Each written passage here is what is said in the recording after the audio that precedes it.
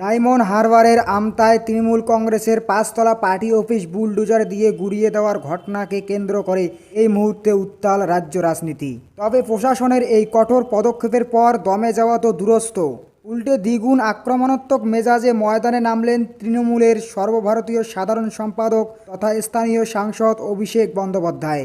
একে সম্পূর্ণ আইনি লঙ্ঘন ও উদ্দেশ্য প্রণোদিত রাজনৈতিক চক্রান্ত আখ্যা দিয়ে সরাসরি বিজেপি ও জেলা প্রশাসনের বিরুদ্ধে সুর চালিয়েছেন তিনি। একই সঙ্গে বিজেপি নেতৃত্বকে কড়া হুঁশিয়ারি দিয়ে তিনি সাফ জানিয়ে দিয়েছেন, প্রত্যেক ক্রিয়ারই সমান ও বিপরীত প্রতিক্রিয়া আছে। আজ যে আইনে আমাদের পার্টি অফিস ভাঙ্গা হলো, ভবিষ্যতে একই আইনে বাংলায় বিজেপির একটাও পার্টি অফিস রাখবে না। অভিষেক বন্দ্যোপাধ্যায় আদালতের দ্বারস্থ হওয়ার কথা জানিয়ে প্রশাসনের ভূমিকা নিয়ে একাধিক বিস্ফোরক প্রশ্ন তুলেছেন। অভিষেক দাবি করেন, উক্ত কার্যালয়টি নিয়ম মেনে অল ইন্ডিয়া তৃণমূল কংগ্রেস এর নামে লিজ নেওয়া হয়েছিল।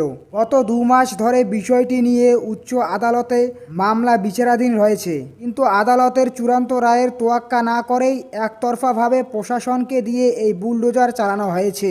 তিনি আরও জানান, গত 15 জুলাই একটি শুনানির সময়কার অভিযোগের ভিত্তিতে এই পদক্ষেপ নেওয়া হয়েছে।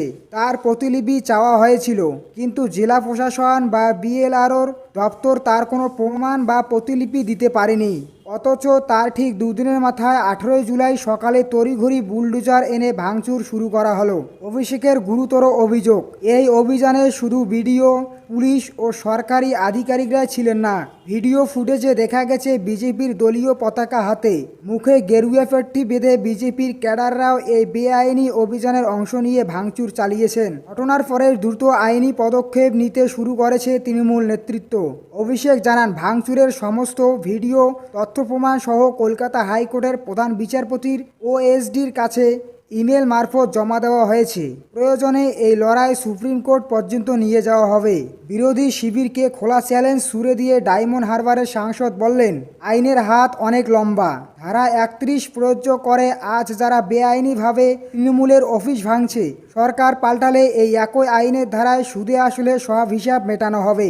উল্লাস করার আগে বিজেপি নেতারা যে নিয়মটা মনে রাখে।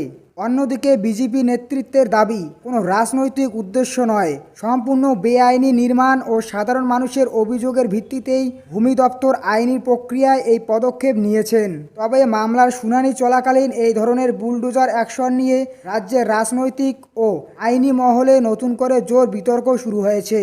ডায়মন্ড হারবারের এই ঘটনা এবং অভিষেক বন্দ্যোপাধ্যায়ের এই কড়া হুঁশিয়ারি নিয়ে আপনারা কি মনে করেন? বেআইনি নির্মাণের বিরুদ্ধে প্রশাসনের এই পদক্ষেপে আপনার কি মতামত? মামলা বিচারাধীন থাকা সত্ত্বেও বুলডোজার চালানোকে কি আপনারা আইনি পদক্ষেপ হিসাবে দেখছেন, নাকি রাজনৈতিক চক্রান্ত? নিচে কমেন্ট বক্সে আপনাদের মূল্যবান মতামত অবশ্যই জানাবে। ভিডিওটি ভালো লাগলে ভিডিওটিতে একটা লাইক দেবে, আমার চ্যানেলটি সাবস্ক্রাইব করে আমার পাশে থাকবে। ধন্যবাদ। ভালো থাকবেন, সুস্থ থাকবেন।